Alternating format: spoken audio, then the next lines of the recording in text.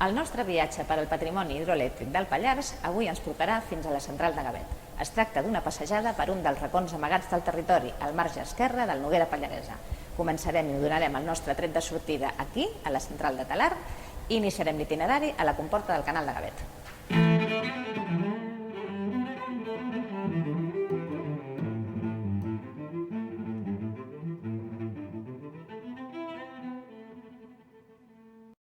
L'aigua que mou les nostres turbines continua el seu recorregut energètic i és conduïda pel canal de Gavet fins a la seva central, 8 quilòmetres cap al sud. El canal és un element de referència al Pallars, doncs convida a passar-hi el temps d'esbarjo, pescant, passejant o simplement gaudint de la cantarella de l'aigua. El nostre entorn hidroelèctric conserva actualment una important xarxa de canals de reg amb dos costats de riu, projectats i construïts per la pròpia companyia canadenca com a compensació de la concessió del cabal de la Noguera Pallaresa. Aquest fet va suposar una profunda transformació del paisatge agrari, convertint moltes hectàrees de secà en terres de regadiu.